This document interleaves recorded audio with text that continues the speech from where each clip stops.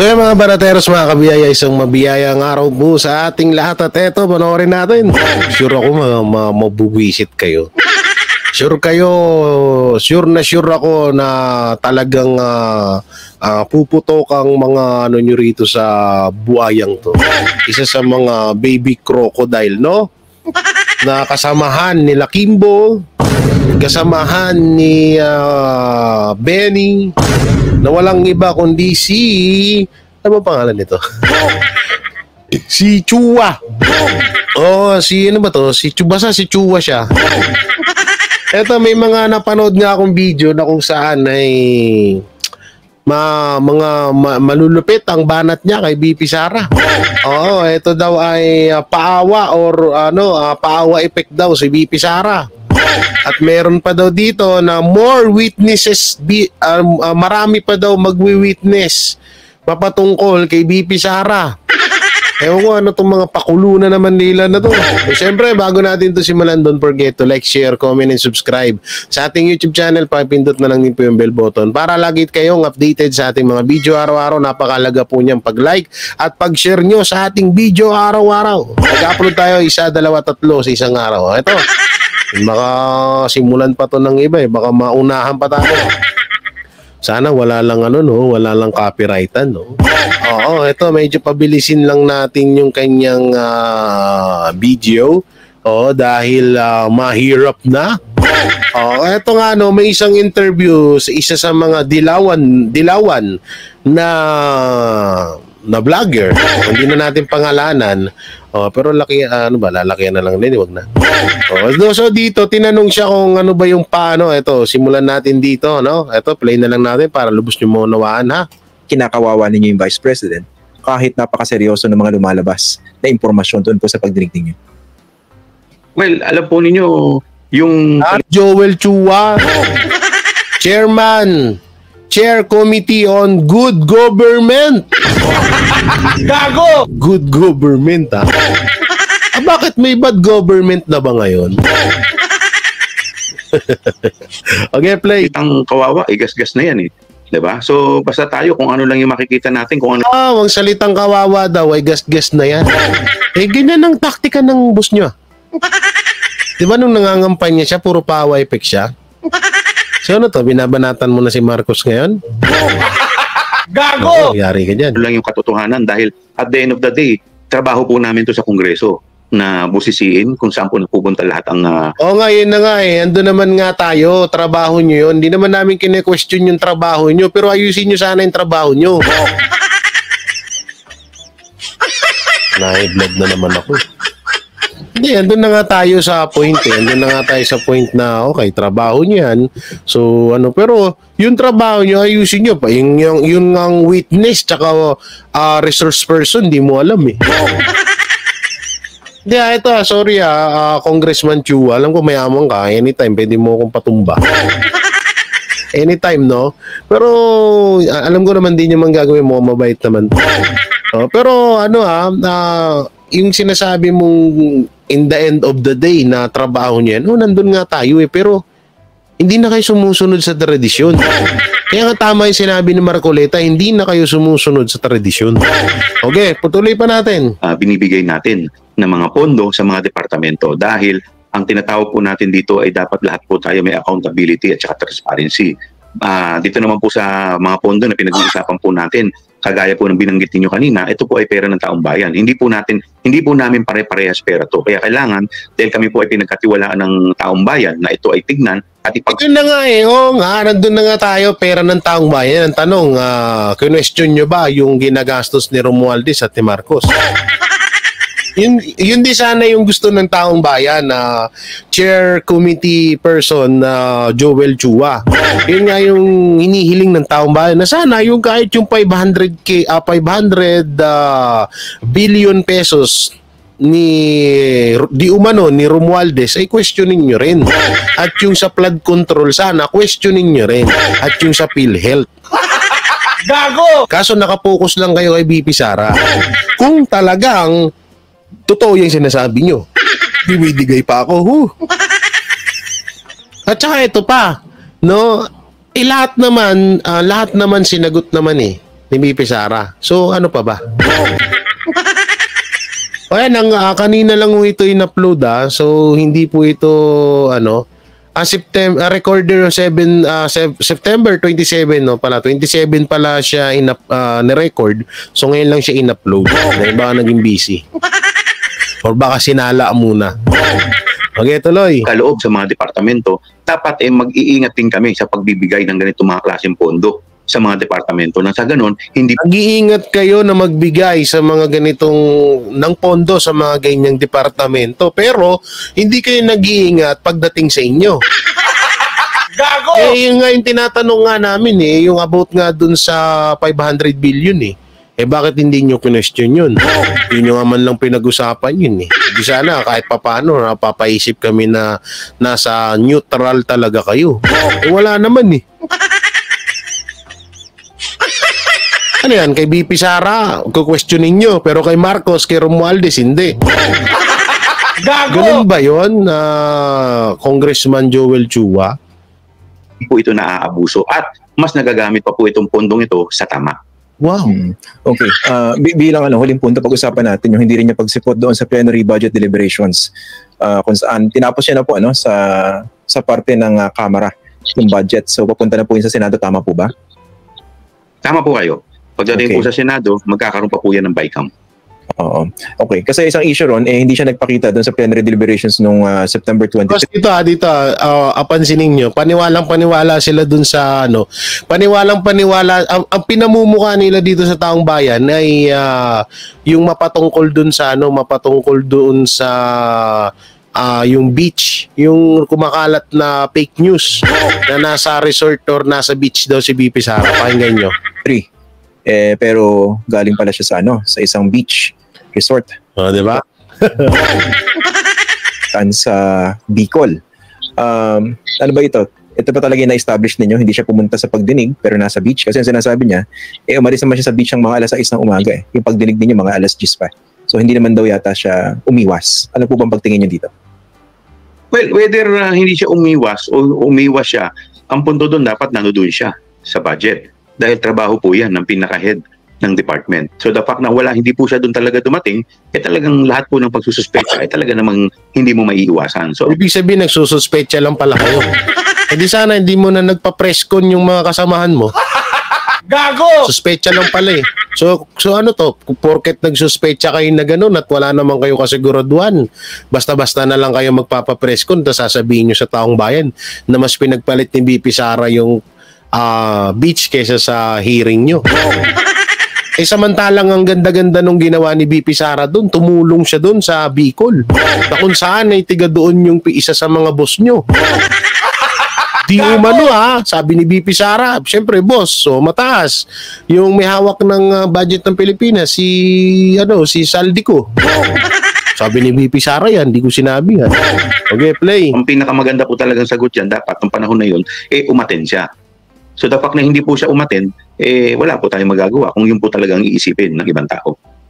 Yun talaga inisip namin. Ang sarap ng barag, no? Ang sarap kaso nga lang medyo nakakatakot na rin ngayon dahil medyo may syempre may mga pagkaasar tong mga congressman na to. Kung si Banat Bay nga kinasuhan 'di ba? Alam naman natin si Banat Bay, milyonaryo yun. Charot. Pero nakakatakot din. Pero tayo naman, bilang totoo naman sinasabi natin, wala man akong maling sinasabi dito, so wala akong karapatan para kasuhan. At hindi ko rin sinasabi na bagay kasi si Banat Bay, yung kay Banat Bay nga, nag-reaction lang siya dun sa video. No, yung about kay Saldico, pero siya pa yung kinasuhan. Imbis na kasuhan yung may-ari ng video, si Banat Bay na nag-reaction, yun lang yung kinasuhan. Ang ganyan kapangit ngayon, kahit mga vlogger pinapatos na para wag lang maibalita yung mga katarantaduhan na ginagawa nila. Dito, naging madali o mahirap po ba yung desisyon ng plenaryo? Sabihin lahat ng mga kongresista para aprobahan yung recommendation ng Committee on Appropriations na tapyasan yung hinihiling na budget ng Office of the Vice President. Kasi initially, sa mga kababayan natin, ang request ni VP Sara, at least 2 billion pesos for next year. Pero ang lumusot sa inyo was 733 million. Tama po ba? Naging mahirap ba itong desisyon na ito sa plenaryo? Well, I will correct you, Christian, no? Ang request po ni VP talaga, original, is more than 3 billion. Sa, But, sa budget call. Sa budget po niya. Pero yung DBM po, ang inaprubahan lamang po dito is more than 2 billion. So, nung nailatag na po to sa Kongreso, at doon nga po sa committee hearing, ayaw po niyang sagutin at kung ano-ano po yung mga atake, may mga personal attack pa sa mga kasama naming congressista instead na sagutin na lamang. So nasasaktan din pala kayo, no? Sasaktan din pala mga crocodile. Gago! Tsaka totoo naman yung sinabi ni Bibi Sara. Convicted naman talaga si Franz Castro. O anong mali doon? Wala namang mali doon. Sinabi ni BP Sara na convicted si Franz Castro. So ano ngayon? 'Di ba? Ano ngayon? Anong meron ngayon? Oh. Ay nako. Yan ang hirap sa atin eh. Yan ang hirap sa atin yung mga ganyang ano. Ngayon, sasaktan din pala. Oy guys, oy mga baroteros ha, dandahan daw pala kayo, sasaktan ng mga crocodile. Kung saan nagamit itong pondo, until dito sa plenaryo, hindi po maidepensa ni Congressman si Alonto itong kanyang budget. So, paano mo naman ibibigay yung kanyang hiling kung hindi naman niya maipaliwanag ng maayos kung paano niya ginasta yung spending? Kasi para Ilang beses nang pinaliwanag sa inyo, ayaw nyo naman tanggapin yung paliwanag. Kahit din naman ako na normal lang na tao, paliwanag ako ng paliwanag sa inyo, ayaw nyo tanggapin, di wag na lang.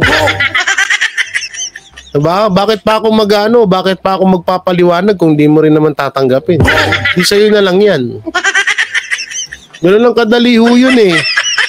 Congressman Joel Chua. Kahit naman bakit bobo ba mga Pilipino? Kaya ang daming pumapabor sa sinabi ni BP Sara. Lahat naman na nasagot sa inyo na maayos. Ngayon, nasa sa inyo. Baka hindi nyo lang talaga maintindihan yung sagot ni BP Sara. Ikaw naman kasi, BP Sara, magtagalog ka. Bagay, Tagalog na nga pala magsalita si BP Sara. No? So, tanga talaga tong mga to. Hindi sila makaintindi. Ayos-ayos ang sinabi ni BP Sara, di kayo makaintindi. Kasalanan nyo yun. aprubahan mo yung future o yung budget ng 2025, siyempre pagbabasihan mo kung paano niya ginastos ito nung nakaraan. Ha? Okay, o nga, napapanood ko yung pag-defend ni Congressman Z. Alonto Adyong. O pala, sa mga hindi nakapanood, andyan sa video ko, yung nilabas na ni BP Sara, yung mga pinagagastusan niya ng tinatawag nilang confidential fund. Kaya ang dami palang napakagandang proyekto ng Office of the Vice President. O gusto nyo, ayoko na lang ipanood ulit, pero panoorin nyo na lang dyan para maliwanagan to si Joel Chua. O dito naman tayo about sa marami pa daw witness. O ito yung impeachment. Ito sa impeachment, tingnan natin yung sinasabi dito. Yung about sa impeachment ni Jewel. Plunder pwede rin gamitin kasi bilang ground, no? For impeachment. So ang tanong ko, mukha ba doon din papunta ito? Building a case for impeachment against the Vice President? Well, kung titingnan mo, hindi mo naman kasi po pwedeng kasuhan ng diretsa ang Vice President ng plunder. The only way to do that is, siyempre, kagaya rin sa Presidente at iba pang mga constitutional body at yung mga justices ng Supreme Court, hindi mo naman sila outright makakasuhan. So, ang kailangan mo munang gawin is i-impeach muna sila. So, kung makakuha kayo ng sapat na ebidensya, makakalap kayo tungkol sa... So, ibig sabihin, i-impeach nyo muna si BP Sara. Pag na-impeach nyo na si BP Sara, kakasuhan nyo na. Yan pala yung plano. Ako lagot kayo niyan sa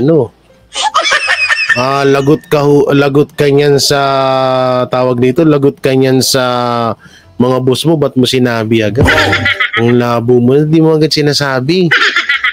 Oo, dati hindi mo agad sinasabi, yari ka na naman dyan. Plunder, pwede siyang gamitin for possible impeachment? Well, po pwede natin sabihin ng ganun, pero ang tanong may oras ba? You have to remember, Christian, next week, filing. Deny sila ng deny, pero amin yung ibang kasamahan nyo. Susunod nga gumawa kayo ng GC para iisa lang kayo ng salita. Gago! Deny ng deny si Joel Chua, amin si Bungalon, wala din. Nagaling na nga sa bibig ni Bungalon na talagang pinaplano mo, tapos deny ka ng deny. Na pinaplano nyo yung Erwin Tulfo, nagsalita din. Diba? Deny kayo ng deny, amin yung iba. Akin nabibisto eh. tingnan. So, tingnan natin kung ano mga mangyayari pa sa susunod. Okay. At kung gaano magiging kabilis itong committee hearing. Dahil alam po ninyo, pag magpa-file ka ng impeachment, hindi naman po yung committee ko ang magpa-file yan eh. Committee on Justice po yan eh. Oh. Pero 'di ba meron ding isang ruta kung saan pag nakalimutan ko exact percentage ng number of the house, no? Pwedeng pag nakuha yung ganung kalaking suporta, pwede nang idiretso sa Senado. Hindi na kailangan dumaan sa pagdinig ng Committee on Justice. Ang tanong, paano namin masusure? Halimbawa, sige, halimbawa lang nasa taong bayan manggagaling. Halimbawa lang ang tanong, paano namin masusure na galing nga sa taong bayan yan? O halimbawa, kaya nga hamon namin, pabutuhin nyo yung 32 million na bumoto kay BP Sara. Kapag yung 30 million na yun, nagsalita yun, na i-impeach si BP Sara, karapatan nila yun dahil binoto nila si BP Sara. Ngayon, kung kayo-kayo lang din naman pala ang mag-i-impeach kay BP Sara, ulul nyo. Gago! Diba? Siraulo kayo. Pag ganun. Pero alam mo, with what is happening now, like for example, next week, filing na, yung tanong natin kasi dito muna, yung quorum medyo isa rin sa challenge yan. So, kaya medyo premature din na sabihin na may impeachment dahil, well, I do not know. Tingnan natin kung ano mga mangyayari sa mga susunod na panahon. Ito rin namin ko lang, Congressman. No? Ayan, dito naman tayo mapunta sa isa na marami na daw witness na mag-ano kay BP Sara. Isa-isahin natin ng mga sinasabi nila dito. No? Okay, play. Merkado ng mga panahon na yon ay galing sa confidential fund. Ano po yung mali doon? Unang-una mali yun dahil supposedly yung pondong yan assuming for the sake of argument for this discussion lang po, no, na yung perang pinamudmod binibigay monthly doon sa mga katulad nila USEC Merkado ng mga panahon na yon ay galing sa confidential fund. Ano po yung mali doon? Unang-una mali yun. Ang mali doon, tama si Joel Chua. Ang mali doon, fake yun. Gago! Kahit naman sino pwede gawin yun eh. Bigyan ng resibo, pangalanan ko, from Congressman Chair Committee on Good Government ko Joel Chua tapos pipirmahan ko, gagayahin ko yung pirma ni Joel Chua ngayon tapos papakita ko sa hearing, paniniwala na agad kayo?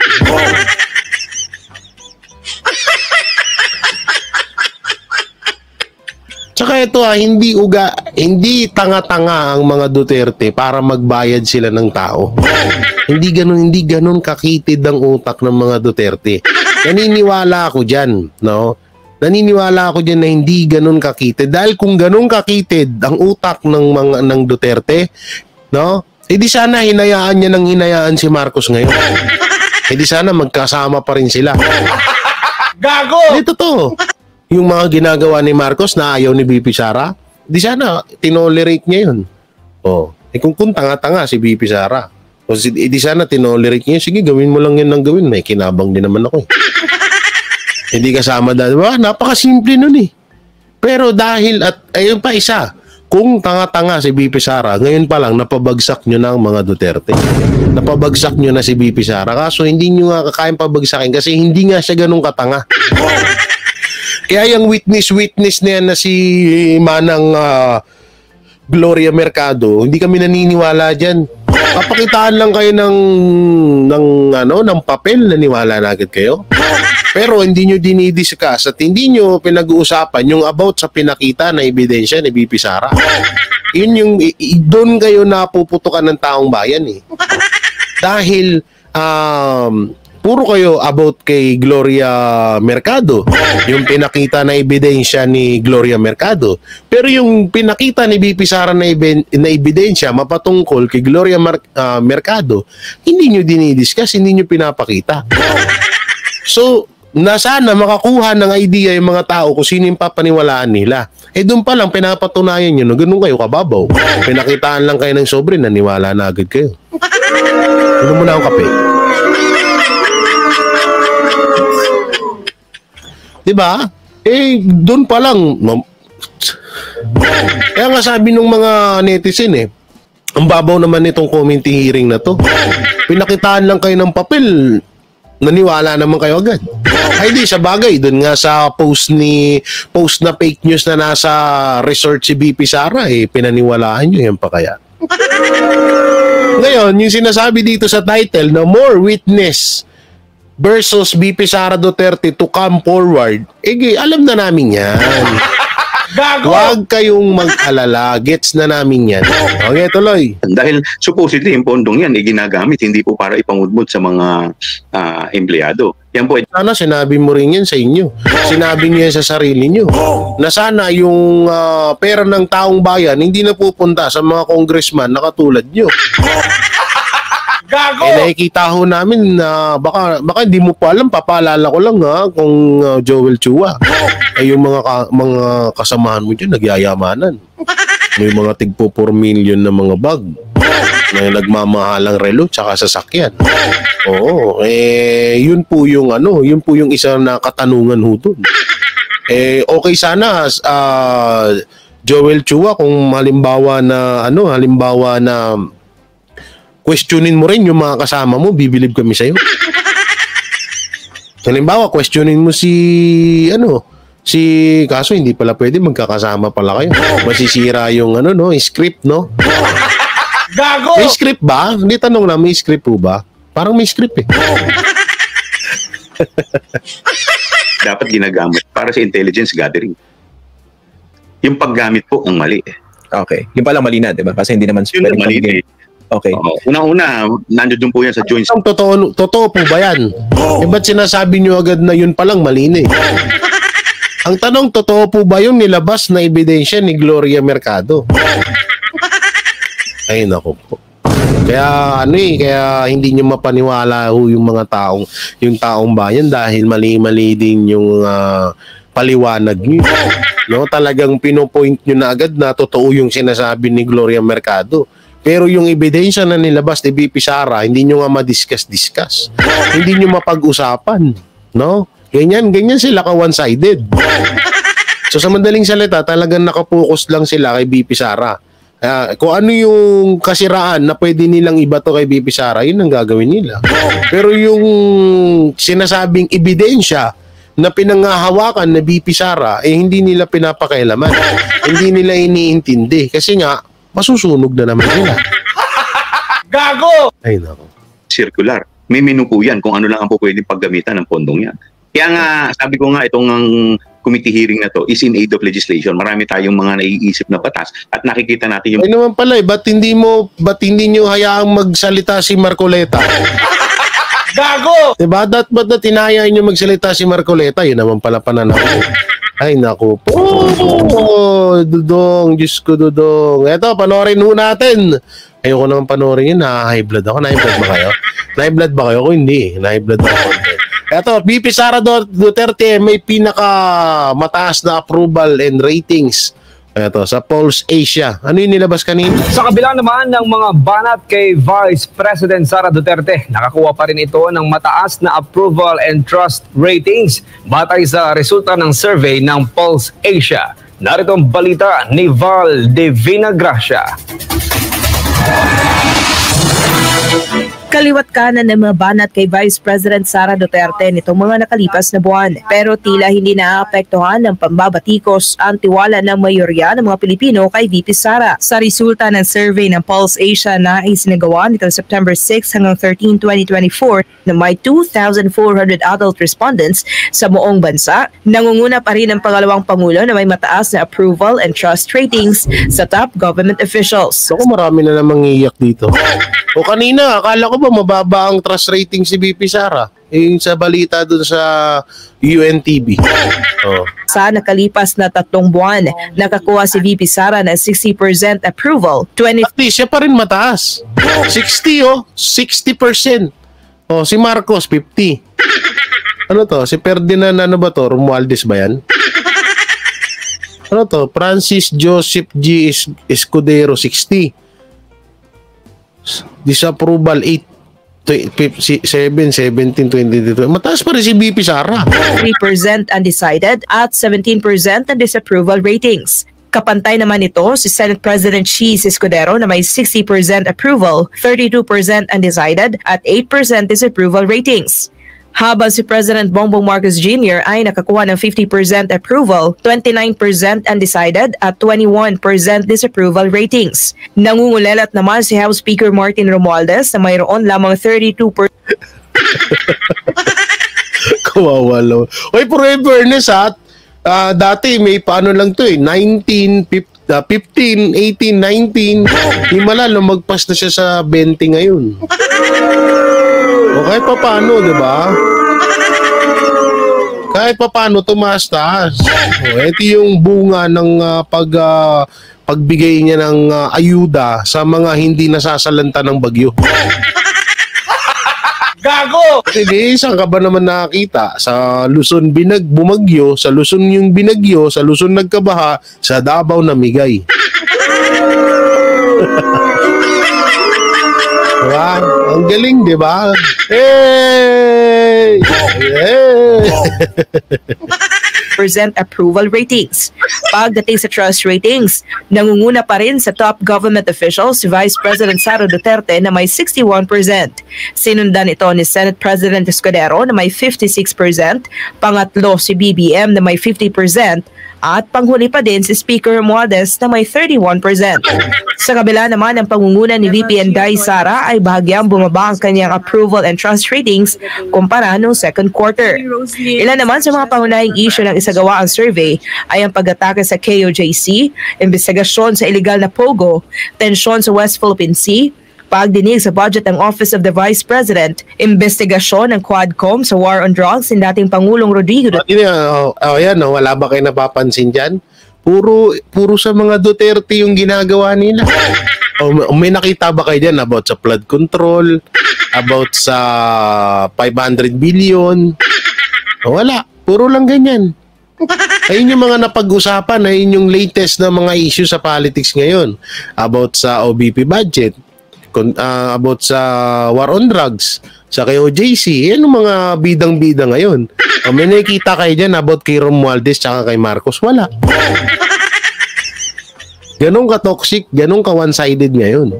Duterte, pagtaas ng kaso ng monkeypox o mpox, 21 pesos per meal na budget statement ng NEDA, at pagbaba ng inflation rate noong Agosto. Para sa Diyos at sa Pilipinas. Ay, naku po. Yun nga yung sinasabi ko pa ulit-ulit dyan no?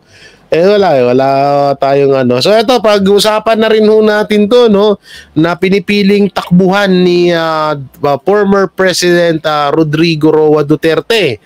Pagka-alkalde ng Davao at pagkasenador ang pinagpipili ang takbuhan ni PRRD. Bago natin to simulan tong video na to, magbutuhan tayo. Kasi ako, para sa akin, siguro para sa akin maging mayor na lang siguro muna si PRRD. Pero mas maganda rin sa Senado bilang senador si PRRD, pero kasi siyempre sa pagmamahal natin kay Tatay Digong kahit papano hindi ko naman sa minamalit yung mayor, pero parang medyo hindi mas matrabaho ang pagiging mayor kaysa sa pagiging senador. Yun yung pagkakaalam ko. Kaya kung sakali man tatakbo si PRRD, edi bumalik na lang siya sa pagka-mayor ng Davao. At kahit naman na ganyan yan, na may edad na ho si PRRD, may magagawa at may magagawa yan sa Davao ulit. At dati pa naman, may nagawa no? At sa pagiging senador naman, meron pa rin talaga kahit na may edad na si PRRD. At yan din talaga yan ang talagang kailangan natin dito sa Pilipinas, yung magkaroon tayo ng senador na katulad ng isang Rodrigo Roa Duterte. Kaso nga lang, iniisip ko ho dito, medyo may edad na ho si Tatay Digong. Ang gusto ko is ano na lang siya, parang alam mo yun, magpahinga na siya kasi syempre bilang nag-aalala ako concern ko concern ko lang sa kanya. Pero kung ako tatanungin, siguro kung halimbawang iatras natin yung edad niya, Sa Senado na, 'di ba? Sa Senado na. Yun ang gusto ko, sa Senado na tumakbo si PRRD. Talagang solid ang Duterte doon. Pero dahil tatakbo naman di umano si Mayor Basti Duterte bilang senador, kayang-kaya na ni Mayor Basti yun at maging mayor na lang muna siguro si Tatay Digong. So ito, panoorin natin. Nihayag ni dating Chief Presidential Legal Counsel na mayroon siyang 2 posisyon na nais takbuhan ni dating Pangulong Rodrigo Duterte sa 2025 midterm elections. Kung ano ito ating alamin sa report ni Almar Forzuelo. Bago pa magsimula ang paghahain ng Certificate of Candidacy o COC, araw ng Martes ay una nang hinikayat ni dating Chief Presidential Legal Counsel Attorney Salvador Panelo si dating Pangulong Rodrigo Duterte na tumakbo sa darating na 2025 midterm elections. Ayon kay Panelo, mahalaga na mayroon itong posisyon sa pamahalaan lalo't kaliwat kanan ng ginagawang pag-atake sa kanya. Kabilang sa kanyang naunang payo sa dating Pangulo ay tumakbo bilang alkalde ng Davao City. Pero dahil mas naging mabigat ang pag-atake sa kanya ngayon, payo ni Panelo kay Duterte. Ang aking payo po kasi, tumakbo siya ng alkalde. Yan ang una kong payo sa kanya. Matagal ko na sinabi sa kanya. Kailangan nga tumakbo ka ako ng mayor ng Davao City. Noon yun, yung mga sinasabi ko. But nung sunod-sunod na pang-aapi ang natatanggap nila, sabi ko sa kanya the other week, tumakbo kay senador. Kasi gusto ko kay ni Inday, Sara, tumakbong presidente at vice-president 2028. Sabi niya, bakit senador? Gusto ko nga, kongresista eh. Dahil gusto kong turuan itong mga nayaya. Oo nga, no? Hindi na lang kaya yun. Pwede pa sa kongresista ka, si Tatay Digong, no? Ito na, mawawash out sila ka Benny dyan. Gago! Mamumulobi sila Kimbo dyan. Pati yan sila Joel Chua. Gago! No? Mas okay pa sa akin yun, no? Yung, basta, kahit kapag ginusto naman ni Tatay Digong na kung saan siya tumakbo, susuportahan ko pa rin yan. Siyempre, kasama kayo dyan, di ba? So, kung ano may decision ni PRRD, support tayo. Kaya mo ako pag nanonood ako. Parang walang maalam yung ito. Paliwanag pa ni Panelo, kung tatakbong senador ang dating Pangulo, ay dito anya makikita kung matutuloy ang Duterte-Duterte tandem sa 2028 national election. Pag tumakbo ka kasi senador, magiging barometro mo yon, magiging measurement mo kung ikaw ay nasa taas pa ng popularidad. Pag ikaw ay nag-number 1, 2, 3, ibig sabihin, nandun pa rin ang pagtanggap sa'yo ng taong bayan. At ituloy mo ang pagtakbo mo Vice Presidente sa 2028. Pero kung mananalo ka nga, number 8, 9, 10, 11, 12 ka, kalimutan mo ng pagtakbo mo. Pero kung hindi ito tutuloy sa pagkasenador si FPRD, mas magandang si Digong ang mayor para pag tumakbo siya ng Vice Presidente, pag siya ay nag-resign, o di si Basti pa rin ang mayor. Sa ngayon, sinabi ni Panelo ng pagkaalkalde ng Davao City at pagkasenador ang pinagpipilian ng dating Pangulong Duterte na takbuhang posisyon sa midterm elections. Kung maalala, binanggit noon ni Vice President Sara Duterte na tatakbo ang kanyang ama na si FPRD at ang kapatid nitong si Congressman Pulong at Mayor Baste sa pagkasenador. Samantala, may hanggang October 8 pa para malaman kung tatakbo o hindi at kung anong tatakbo ang posisyon ng dating Pangulo. Para sa Yun, no? So, ako, wala na ako sa yun dyan. So, basta ako, kahit anong itakbo ni PRRD, anong itakbo niya, pagiging vice president, senador, congressman, or mayor, kahit kapitan lang yun eh. Susuportahan ko pa rin. Ito to yan, kahit anong posisyon ng itakbo ni PRD, susuporta ako at buong pamilya namin, no? Alam mo, solid Duterte tayo eh. Diba? Hayaan nyo na yung mga dyan. Kayo ba mga mga banateros, mga kabiyaya? Oo, ano bang may kukomento nyo? Kung ano bang kagustuhan nyo na na posisyon na sa pagtakbo ni PRRD nitong 2025 elections at sa 2028 elections. So kayo, i-comment nyo lang po dyan sa baba. Siyempre, don't forget to like, share, comment, and subscribe sa ating YouTube channel. Pakipindot na lang din po yung bell button para lagi tayo updated sa ating mga video araw-araw at napakalaking bagay po ng pag-like, pag-share nyo sa aming mga video ng mga banateros at andyan sila, pakisuportahan po Pakishare din po ang mga video nila Banat Bay, Boss Dada Cocholi, and Master Judea. Nandiyan din mga tropa natin kay Spencer Lacale, Jojo de Guzman, Brothers Traveler, nandiyan din si Buster TV, Kuya Goods, and X-Crew, yung mga tropa natin yan. So yun, maraming salamat. Ingat kayo palagi. God bless and peace and bye-bye. Yan ang Banatero, walang inuurungan. Pag tama palakpakan, pag mali ay babanatan. Yan ang Banateros, boses ng ordinaryong Pilipino. Banateros ay walang makakaawan, walang inuurungan. Banateros ay tinutulungan.